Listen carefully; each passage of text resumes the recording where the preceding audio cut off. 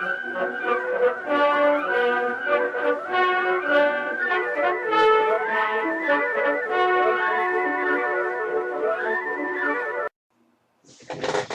there! Today I would like to talk about this ink. This is Diamine ink, and in particular this is Ancient Copper. I got some requests to do that ink as an Inkcyclopedia entry, and I had some people on YouTube ask me about it too. So I thought this would definitely warrant me buying the ink. I was actually looking at it for a while before that, so I can tell you, I only got it yesterday, so I haven't used it a whole lot yet, but I did use it in 5 pens for the Inkcyclopedia. It's a very interesting ink, nicely shaded, especially in wider nibs, broader nibs, but I guess that's kind of usual. It's a nice, they chose the name well. It definitely evokes feelings of copper. So that's a good thing. Of course, it's very difficult to put a color like copper in an ink. I mean, black is fairly easy, but I think they did a good job, and the ink seems to flow well. I've never had any problems with the Diamine ink, and I think by now I own about 10 or something. Very nice inks, work well, flow well, little feathering, so pretty cool. So I hope this review is going to be useful, and I'll see you later. Bye bye. Okay, so there we go with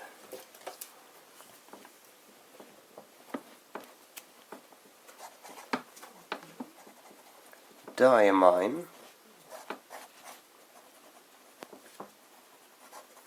Ancient Copper.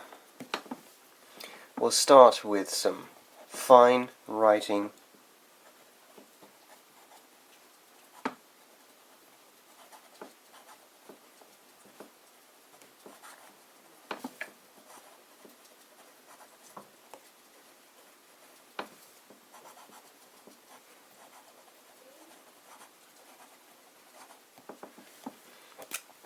It's a fairly light brown now, but I think that already you can see that copper is not a bad name.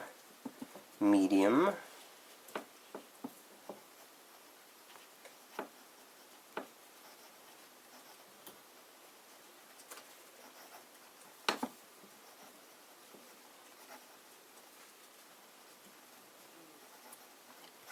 The lazy dog.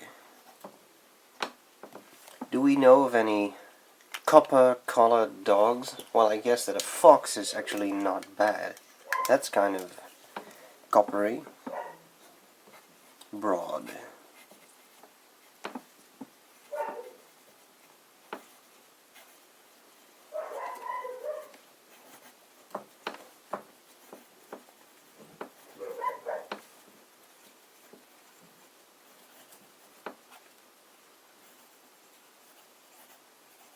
Dog. And then we have an italic nib.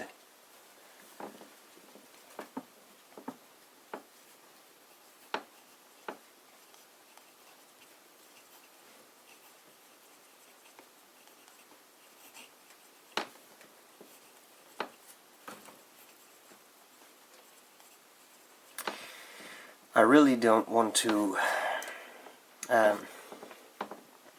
sort of promote this pen, but this is the Italics Parsons Essential pen, and this is an oblique broad nib, an italic broad nib, and it is fantastic. Every time I use it, I'm surprised by how phenomenal it is. That's all I say.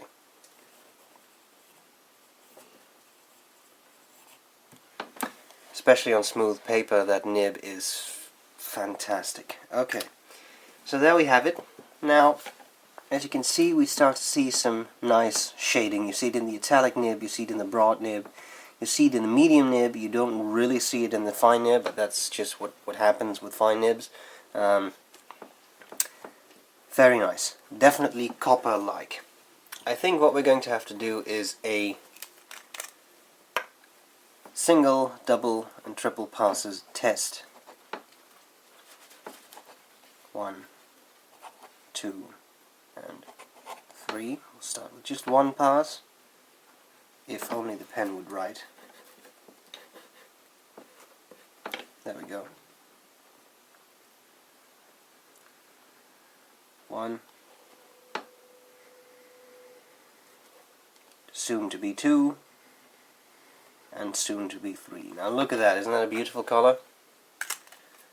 I'm glad people suggested this, because it's maybe not an ink I would have gotten otherwise, and it's a pretty nice ink. Let's do a little bit of flex writing to give you a somewhat better idea. So here we would have flex. Don't railroad me, love. There we go. What we have as here is Diamine. Oh, come on.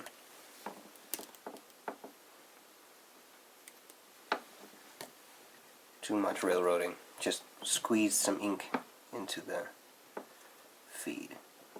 So now it's highly saturated, but I guess you can live with that.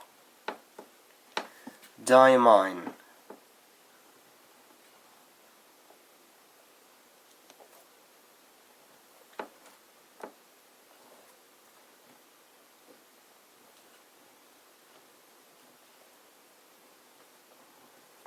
Ancient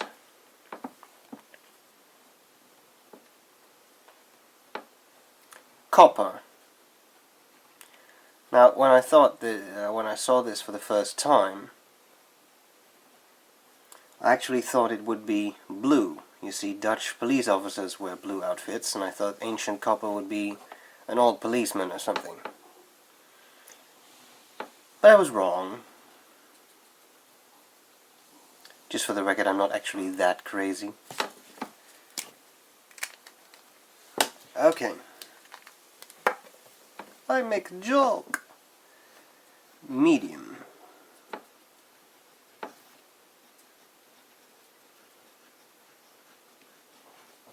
I'm trying to squeeze some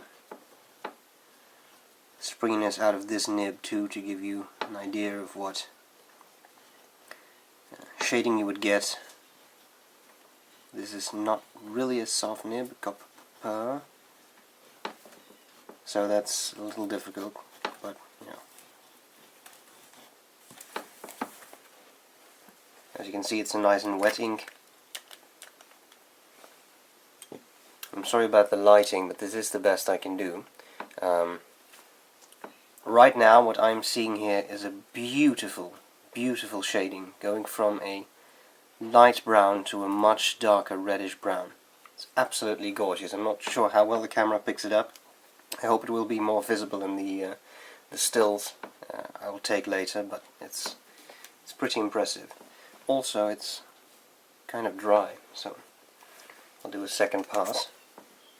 And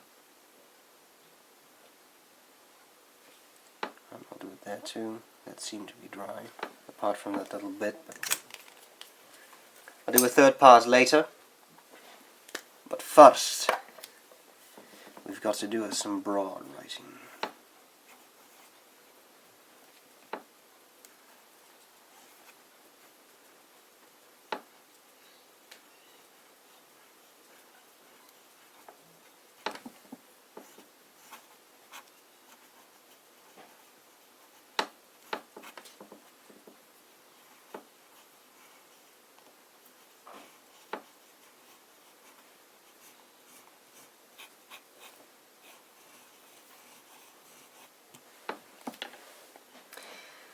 I'm thoroughly enjoying this color, I have to tell you, so it's really interesting, and I'm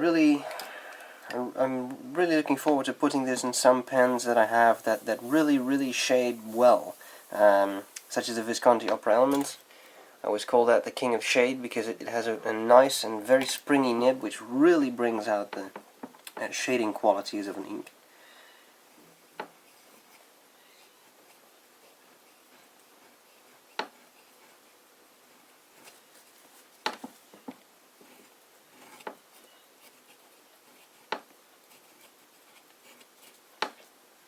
If you hear some weird noises, Eric and Dan, my two pet rats, are eating stuff and foraging for food, so sometimes they just throw over cardboard boxes in their cage, etc.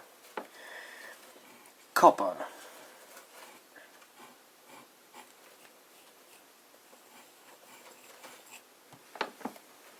Alright, we have to do a water test of some kind. How are we doing on wetness there? It's still a little wet, I'll come back to that in a second. A water test. So here we have this 6mm pilot parallel again. Let's do a bit of a...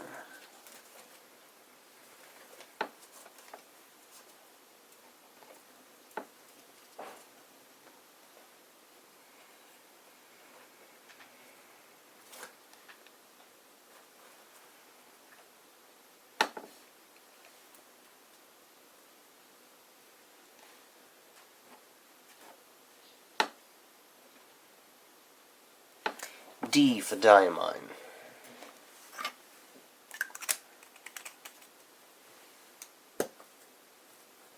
And we take a medium nib and we write a little bit.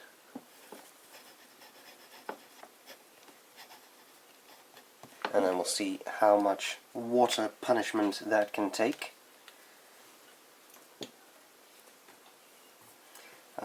But before we do that, this has to dry up, and this seems to be a pretty wet ink, so that's going to take a while. I do think this looks pretty dry to me, and that part is not really. I'll just grab a sheet of blotting paper, cheat a little bit there, just so that we can move on, otherwise it's going to take a long time. It was pretty much dry. Third pass. There we go. So with a highly saturated pen, I think you would get a very, very dark brown. And again, I say, look, I think you can see it even in this video with these lighting circumstances. This beautiful shading from, is that auburn? I guess this is more auburn. So a light, light auburn to much darker auburn. I think it's beautiful. Very, very nice. Very well shaded ink, just the way I like my inks. And also quite wet, which is also something I like. So that's all very interesting. This is dry, so I think we're going to put some water to that. I've got the strong feeling this is going to disappear entirely, but we'll see.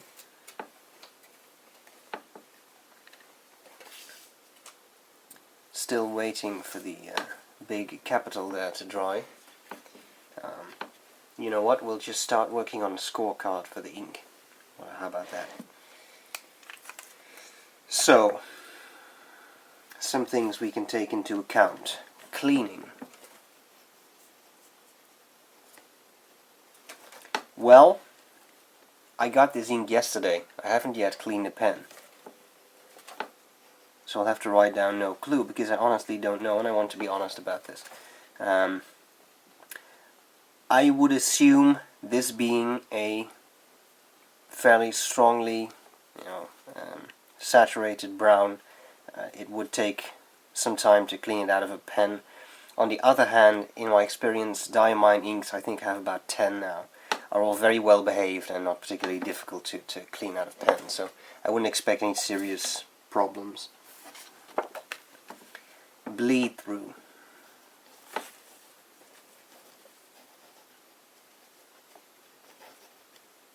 Well, we'll just have to see that in a second. Color. I would say rich brown is in order here. Shading.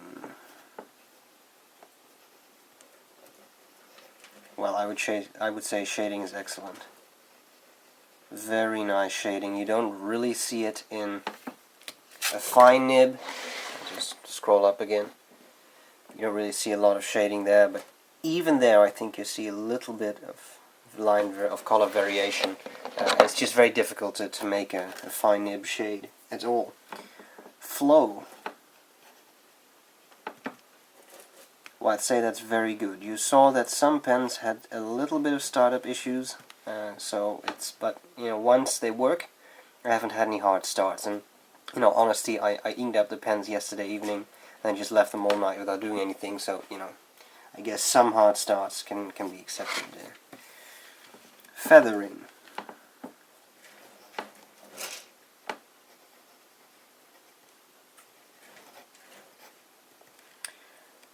have to check that out. On this paper I see no feathering, but I don't recall seeing a lot of feathering on Rhodia at all, so... Drying time. I'd say that is medium to long. Depends a little bit on the pen. In a fine nib or a medium nib like this, it's okay, but you saw that with the... I mean, this capital is still... Sorry, this capital is still wet right there, so it you know, it may take a bit. I'll just grab a cloth here. This is going to discolor it a little perhaps, but getting rid of the water. I think most of this, most of this is dry now. So going to do the water test.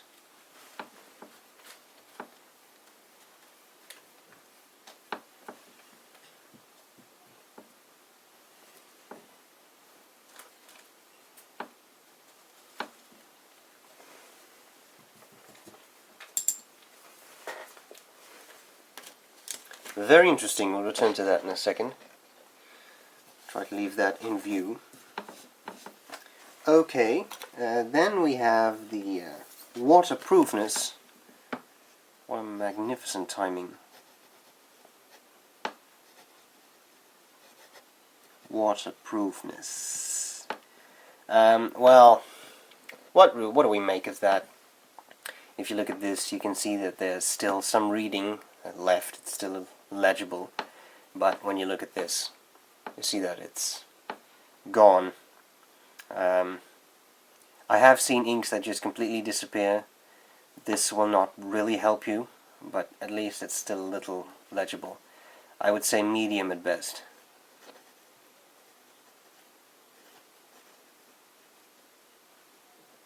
Right, if you can read that. Now we need some cheap copier paper, and I have not prepared that. I've forgotten it. So I'll just grab some sheets. And he's back. Okay, I'm going to dry out that.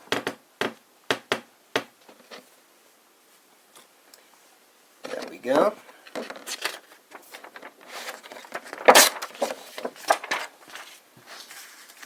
And some copier paper. Right. Let us start with some fine writing.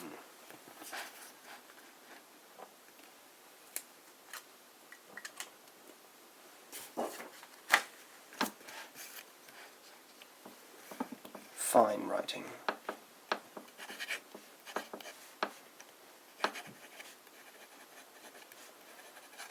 The Ancient Copper.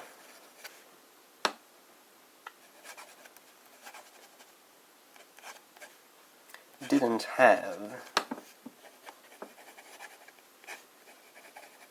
a retirement plan.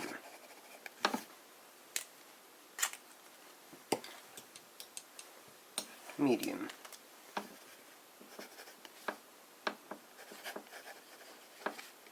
Therefore,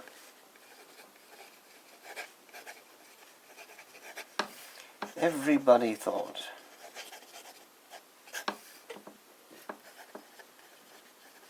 he was on the take.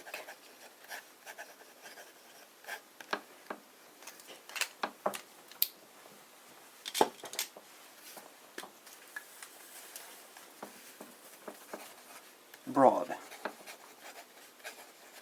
But he said,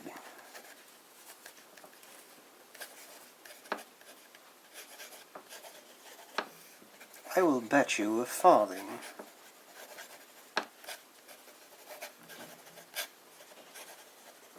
to a bent copper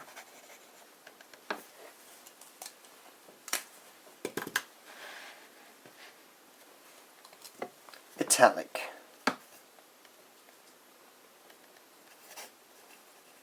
That I am not a bent copper.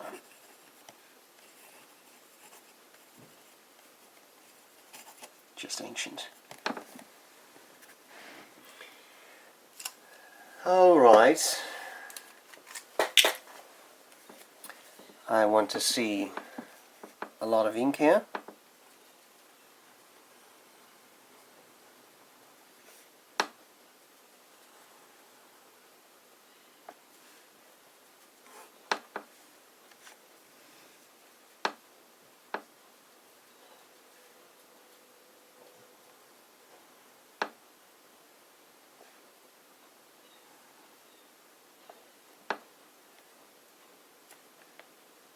Well, yeah, something like that. So my pen cap, couldn't find the cap, and I need some flex writing. I want to see how prone to feather this ink is. Don't railroad.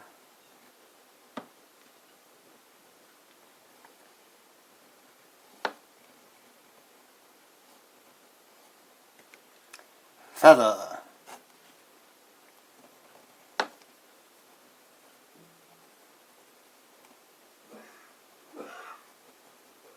This is a feather, I guess. A little bit of, a lot of fantasy. Okay.